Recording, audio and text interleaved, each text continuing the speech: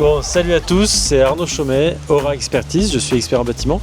Aujourd'hui, on est devant un bâtiment remarquable, très ancien, en partie en pierre, en partie en pisé et un petit peu de béton, avec des planchers bois très fragiles, et c'est pour ça qu'on est là. Et on a une expertise importante à réaliser qui, tiens, ça tombe, les feuilles tombent sur nous, disons. Le but de cette expertise, c'est de faire un diagnostic du bois, de voir s'il tient dans la durée, si on peut le conserver ou pas, ou s'il y a besoin de le renforcer.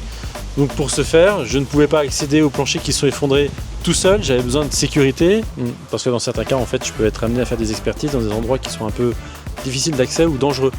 Donc dans ce genre de situation-là, j'évite de prendre trop de risques et je me fais accompagner par des vrais professionnels. Et c'est pourquoi j'ai fait appel à Lénie et Romain qui sont avec moi et qui m'accompagnent aujourd'hui pour sécuriser le chantier. Donc Lénie, est-ce que tu peux me dire en quelques mots ce que tu vas faire pour m'aider?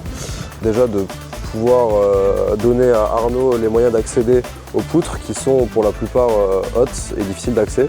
On a pris de quoi pouvoir renforcer aussi des pannes si jamais on avait besoin d'en renforcer. Tout faire pour que toi déjà tu sois en sécurité. Pour ça on a des moyens d'accès, on a des échelles, on a des EPI. Alors quand tu parles d'EPI, je te coupe, c'est chaussures de sécurité, voilà. Casque, ça c'est le minimum obligatoire. EPI, dans certains cas on peut être amené à mettre des gants, des choses un peu plus costauds aussi. Ouais. On va aussi pouvoir purger les zones sensibles, tout ce qui risque de tomber, tout ce qui risque d'être menaçant, on va s'en occuper. Mais déjà la base de la protection individuelle, ça va être les chaussures et les casques, bien sûr.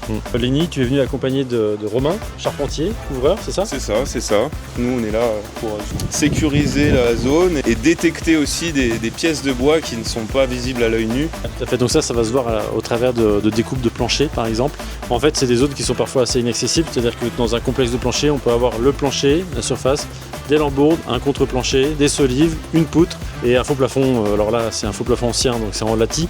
Dites-moi en commentaire si vous connaissez les latis et si vous en connaissez le principe. Donc du coup ce complexe là en fait peut être difficilement accessible et c'est pour ça qu'il m'aide aujourd'hui aussi. Sécurisation, accès et dans certains cas découpe de plancher ou autre si on a besoin d'accéder à des pièces de bois qui ne seraient pas accessibles autrement. Allez, c'est parti, on y va.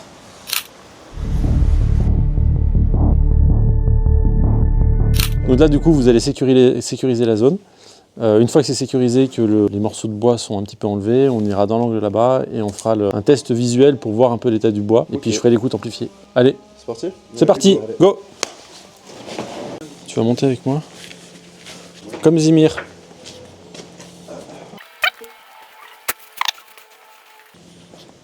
Oh, je t'aime Stéphanie.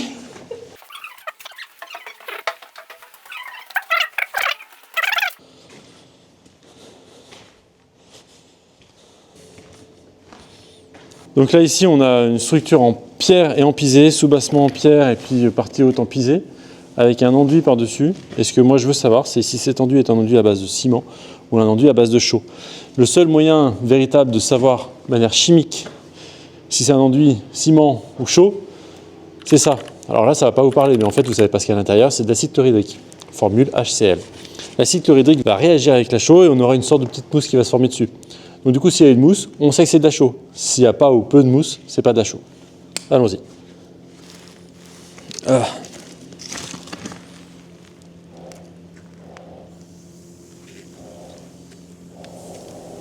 Donc là, il y a de la chaux. Tu vois, ça mousse. En plus, on peut le faire là. Regarde. Donc là, ici, on a bien une formation mousseuse, c'est donc la réaction chimique qui nous permet de constater qu'effectivement, on a bien un enduit à la chaux. Mur en pisé, réaction chimique. Donc là, du coup, vous allez sécuriser la zone. Donc on va commencer par la grosse panne, en espérant que tout tombe. Donc là, on va y aller à tatillon déjà, pour commencer. On va couper un petit bout.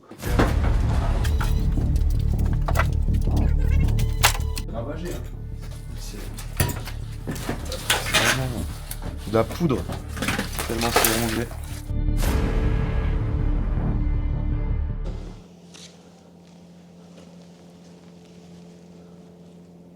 Bah ici on est sur une cave, c'est donc sous la partie qu'on doit justement diagnostiquer. Et en fait cette cave, avant c'était un endroit où il y avait les animaux. On va voir là-bas, allez venez. La mierdasse. Donc là c'est là où on voyait l'empauchement là-bas. Allons voir. Ici, là-bas, le bois il a complètement pourri. Et donc en fait, voilà, il s'est désagrégé et il est tombé. On était sur la même typologie de poutre que celle qui est à côté là-bas.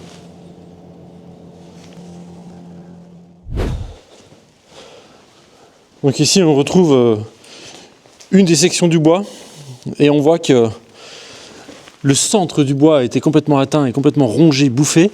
Et en fait, ici, il n'y a plus que de la poussière de bois. Donc là, on avait une section qui était importante et on se rend compte qu'à cœur de cette section, ça a été complètement rongé. Alors que l'extérieur, à certains endroits, est encore solide. Le bois n'est que poussière.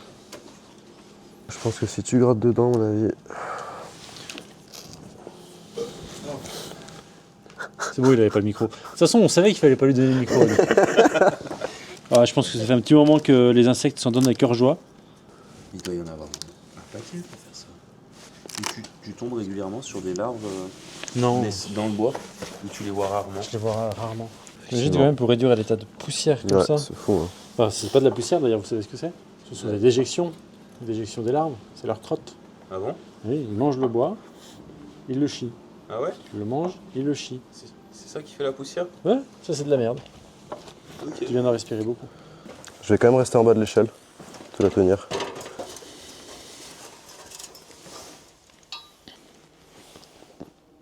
Silence. Hein.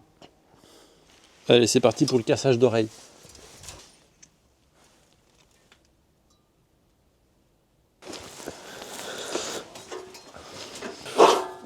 Des fois, les charpentiers ils sont sereins, moi je te dis. Hein. Ouais, alors par contre, il y a un truc à faire. Ouais, dis-moi. Résistographe sur cette poutre-là. La grosse là. Hein. Ouais.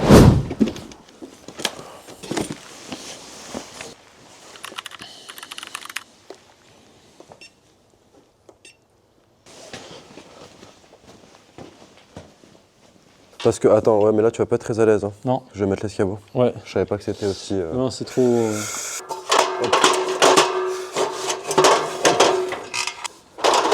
Un petit peu de biais quand même. Putain, je vais avoir chaud là, je te le dis. Quand je fais ça, en général, je suis un peu en contorsion. Et c'est pas léger le truc. Après, je vais te la tenir l'échelle. Hein. Mais il Ouais, faudrait que tu sois comme ça et que tu aies ça de départ. Bah, en fait, faut que Tu vas être. Ouais, t'as quand même pas mal de. faut que je le prenne comme ça. Faut que tu le prennes comme ça. Ouais. Fais Bon, on un va essai, essayer, tu je me vais dis, ouais.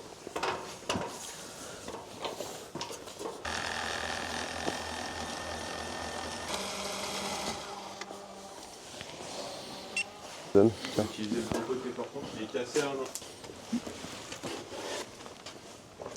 C'est un objet du futur, le machin. J'appelle ça le bazooka, moi. Entre 29 cm de profondeur par rapport à la surface jusqu'à 35 cm, j'ai aucune résistance. Ok. Donc là, ça montre exactement justement ce qu'on essaie de Ouais. voir avec le résistographe. C'est-à-dire que là, on a 6 cm à cœur où il n'y a rien. Il y a zéro résistance. Hein. On voit le graphique, là, c'est tout en bas. Typiquement, on part sur le même scénario que la poutre qui est par terre dans l'autre salle. Oui, c'est ça. À partir de combien de centimètres il y a quelque chose? 29 cm de profondeur. À partir de 29. Avant, tu as des petites aspérités, mais c'est léger. Et sur les 15 premiers centimètres, Alors pourquoi dans ce cas-là, ils sont pas allés manger, justement, comme on en parlait, l'aubienne et directement du ramen? je sais pas. Ah là, faut tout changer. Ah, tu peux pas le savoir, hein. Bah non. Tu te dis, Ah bah là, le cœur est bon, mais Non, bah, en même tant temps. que charpentier, tu peux te dire le cœur est bon. C'est à ça que sert cet appareil, justement, c'est de savoir comment ça se passe à l'intérieur. Toi, t'es charpentier, tu vas voir une charpente, tu dis, bah non, de surface, elle est bonne. Mais tu dis de surface. Ça peut être, ouais, mais pour le coup, des sections comme ça, je me méfierais à l'avenir. En fait, l'idée maintenant, c'est de savoir si on a d'autres attaques d'insectes xylophages sur les pièces avoisinantes et sur l'ensemble du bâtiment. Le bâtiment étant assez grand, en fait, on veut savoir jusqu'où il est atteint. Donc, toujours première étape, écoute amplifiée. Deuxième étape, ce sera le résistographe. Ils n'avaient pas cet appareil en Bluetooth là. C'est dommage. J'en ai marre. Là, à l'écoute amplifiée, il n'y a pas d'insectes xylophages, donc il n'y a pas d'activité biologique en cours. On va continuer nos recherches. Merci. Je veux bien, merci. Ce qui est chiant, c'est pas le poids de l'appareil, c'est qu'il faut appuyer pendant qu'il. Ouais, carrément, je crois. Parce qu'en fait, tu as un embout là qui s'appuie. Ouais, Il faut que ça s'appuie, s'appuie pour que la mèche elle sorte. Donc là, la résistance est bonne. du Ouais. coup. Ok. Ouais, ça Ouais. va. Mais alors, C'est juste ici où... ouais, c'est juste cette partie-là. Ouais. Ok. Bah alors on va s'amuser, hein. Chaque poutre, écoute amplifiée et Chaque résistographe. Eh ben allez.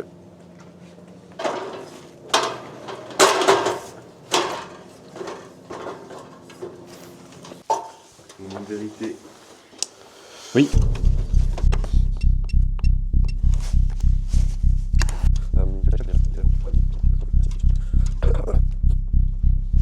Je les entends même mieux que là-bas.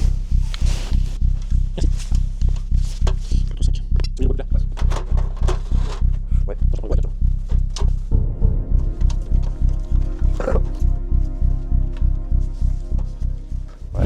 Et là, dans ce cas-là, toi, tu préconises quoi quand c'est bouffé? Ça commence à être bouffé à cœur? De toute façon, Tu sais pas exactement? là par exemple ici il y a des insectes, Ouais. mais à cœur ça va, donc préconisation, traitement. Ok.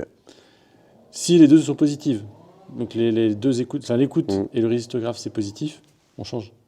Ok. Parce que tu peux pas savoir typiquement, là, cette partie, ça peut être bouffé, mais peut-être que 3 mètres plus loin.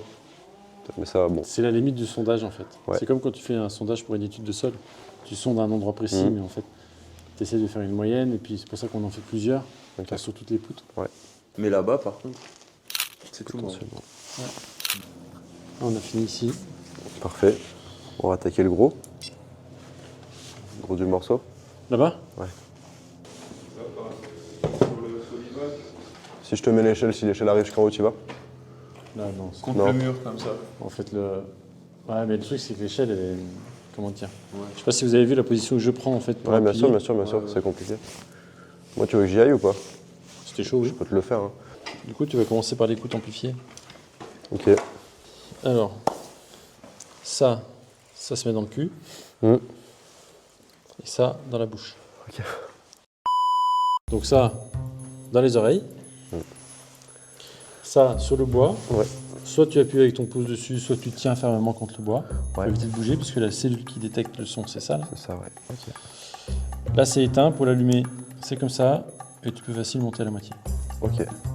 Ça, c'est pour faire une écoute amplifiée, c'est comme un stéthoscope électronique. En fait, ça te permet justement de. Je crois que ça amplifie 3000 fois, donc ça permet d'entendre les insectes, en tout cas les larves, quand elles, avec leur mandibule, elles grattent le bois pour manger. À chaque fois, ça fait clac, clac, clac, clac. C'est ce que tu devrais entendre si tu vois une activité biologique. Des fois, tu les entends ramper. Mm. Comme ça, dans le bois. Cadeau. Merci. Allez, bonne chance. Allez.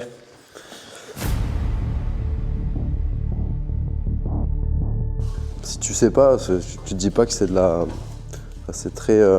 T'entends tac, tac, tac, tac. Essaye de te mettre perpendiculairement à la surface que tu perces. Faut bien tenir ici, c'est le plus important. Après, tu le tiens soit là, soit par en dessous, tu le cales. Enfin, tu vois, ça, c'est pour caler, pour poser sur l'échelle, par exemple. La mesure se fait uniquement si tu as suffisamment appuyé pour que ça soit enfoncé.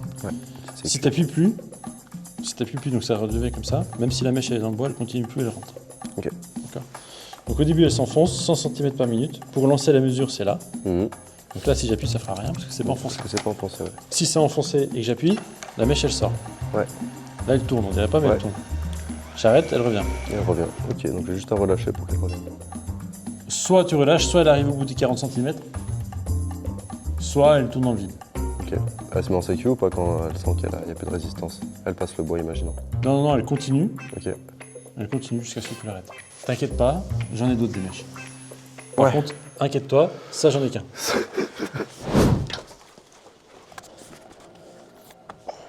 La première en dessous, c'était plus. Il y a eu des moments de faible résistance. Et au-dessus, c'était plutôt bon. Ouais, tu vois là, les 6 premiers centimètres, Ouais. c'est pas ouf. Hein. Non. Et puis on a un creux à un moment au milieu. Ouais, alors ce creux-là, il est très petit, très localisé sur 1 centimètre. Et ça, des fois, c'est quand tu as des tensions dans le bois, tu sais, tu as les fibres qui se séparent. Ouais. T'as un espace vide en fait. Non, mais ça, c'est au centre du ramen. T'as moins de veines au milieu, c'est plus concentré. C'est la partie du bois la plus ancienne. Les veines du bois. C'est quoi les nids, les veines du bois? Comment l'expliquer? Quand le bois grandit, en fait, chaque année, tu as une nouvelle couche de bois qui se forme à Exactement. l'extérieur et il grandit comme ça. Exactement. C'est comme ça qu'on arrive à dater l'âge d'un bois. C'est pour ça que le noyau dur, c'est la partie la plus ancienne, parce que c'est aux fondations du bois, à la naissance du bois. Et après, du coup, ça durcit. On peut retrouver des bois qui fossilisent avec le temps, tellement ils sont anciens. Voilà. On va regarder la solidité de la structure, voir si c'est viable de marcher dessus. Il n'y a qu'un seul moyen de le savoir. Attends, tu le filmes, mais il a pas de casque lui. Hein. Ouais, non, c'est vrai. Tiens. Il a un trou dans son cul en plus. Ouais, grave. Bon, d'accord. Coupez, c'est bon. Faut qu'on aille voir le dernier étage. Diagnostic au total. C'est pas que du vent, hein, l'expertise. Hein. Non, pour le coup, là, non. Attends, je vais éclairer les messieurs. Beaucoup de personnes pensent que les experts ils font des sbroufs et ils sont là pour amuser la galerie et donner raison ou tort à telle ou telle partie ou telle personne. Mais en fait, le métier est bien plus complexe que ça. Ça.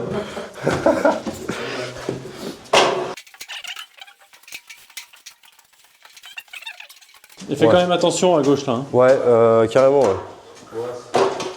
Marchez plus sur les côtés.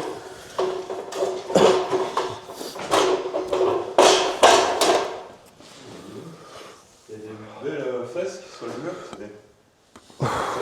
Putain, ils ont tout muré. Ouais, pour éviter les squats. Ouais, bien sûr. On est sur un bâtiment qui juxtapose celui qui a été sinistré. Mais comme les insectes, ils ne s'arrêtent pas aux frontières, eux, ils ne se posent pas de questions. Du coup, on va tout tester. Et là, on est au-dessus d'un plancher avec des poutres qui sont assez énormes. Et donc, l'idée, c'est d'essayer de tester les poutres. On cherche les pannes qui sont partantes pour pouvoir prélever du dessus. Logiquement, elles devraient se situer au même endroit que celle du dessus. Après, voilà, c'est à vérifier. Donc, dans ce sens, les pannes et dans ce sens, les solives. C'est un nouveau jouet, ça. Ça te permet de voir ça, la matière dessous. À la base, c'est pour détecter les aciers. Mais des fois, quand tu vois une certaine densité, ça peut donner des indications sur les positions des solives. C'est pas fait pour à la base, mais... Ouais. Là, j'ai l'impression d'en avoir une ici, là. Si je te dis Aziz Lumière, t'as pas la référence? Si, je l'ai. Aziz Lumière. Oui. Mais il y en a très peu qui ont la référence, parce que c'est quand même assez vieux, ça doit avoir 30 ans. Carrément, ouais, carrément. Aziz Lumière.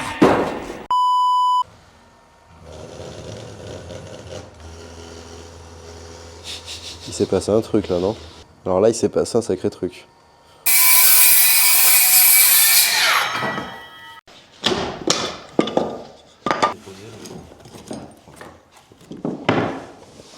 Là? Ouais. C'est top ça. Bon, vas-y, à ton tour. Tu nous dis où? Parce que nous, on est trop nuls. Je sais pas s'il regarde ou s'il réfléchit quand il regarde en haut. Non, en fait, ouais, c'est ça. Oui, la question se pose. Mais non, c'est surtout que tu as ton plancher, il est comme ça. Ça, c'est ce qu'on voit là. Oui. Donc ça veut dire que les solives, elles seraient dans l'autre sens alors? Elles sont bien comme ça. Fais-toi plaisir. Ouais, bon.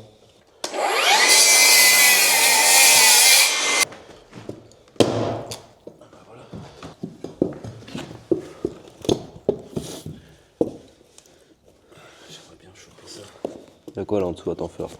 Sinon tu le. C'était une belle tentative. Belle tentative. Il y a quoi Oh, là-dessous? nous là? Attends, mais. Ah ouais! Ah oui, Elle est là. Elle est là. Elle est là. Elle est là. Elle est énorme! Elle est gigantesque. Parce qu'on dirait de la pourriture cubique. De la Il est pourriture humide. cubique. Ouais, ça là, tu sais quand ça fait des traits comme ça, Putain, on sent le bois, il est tout mou. Ça, c'est un renfort et ça, c'est la panne. Il faudrait ouvrir encore.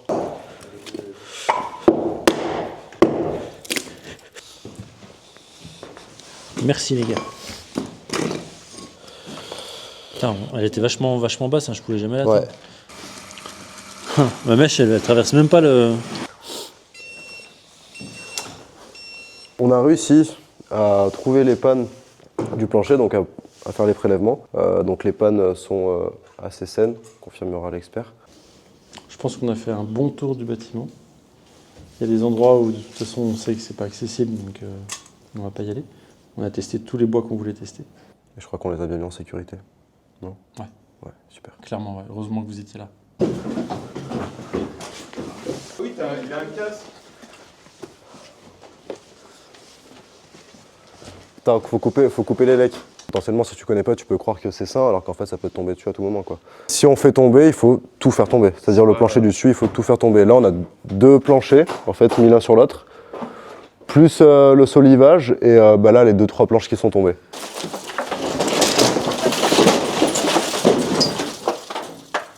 Ça veut pas tout tomber là. Je reviens, je vais prendre une petite sangle. Est-ce qu'on va arriver à faire quelque chose? Est-ce qu'on va arriver à faire quelque chose? Ouais, parce que là elle tient par le Saint-Esprit aussi. Laisse tomber. On aurait essayé. Merci d'avoir essayé. Donc merci à tous les deux. J'espère vous revoir bientôt pour de prochaines expertises. N'oubliez pas de vous abonner sur la chaîne YouTube. Vous allez y retrouver pas mal de photos, des interviews, des vidéos, des choses très intéressantes. Et chers abonnés, surtout, prenez 5 minutes pour aller vous abonner sur la page Insta de Lenny. On vous mettra le lien. Je pense que les gens sont très friands, surtout de voir de quelle technique vous utilisez pour faire carrément, carrément. Bah, nous c'est un peu ça sur ma page Instagram, on va montrer un peu nos réalisations, qu'est-ce qu'on fait, comment on le fait aussi, partager un peu le quotidien. Alors nous c'est charpentier couvreur et zingueur, donc tout ce qui touche à un toit, donc voilà, on partagera tous les jours un peu. En neuf, en rénovation. En neuf, en rénovation, les deux, beaucoup de rénovation. En termes de zinguerie, tu travailles sur tous les matériaux. Zinc, on fait tout. Toi tu étais compagnon du Tour de France. Ouais, c'est ça. Ouais. À ce sujet-là, on va prochainement donner des cours aux compagnons du Tour de France. Ces cours seront en partie filmés, donc ça pourrait être intéressant pour tout le monde. Romain? Et bah mettez beaucoup de pouces bleus et puis voilà, nous. Les pouces bleus, c'est pas plutôt sur Facebook ça? Facebook ou YouTube, non? Ça marche aussi. C'est des pouces bleus sur YouTube? Ouais, plein de pouces. Plein de pouces en l'air. Plein de pouces en l'air.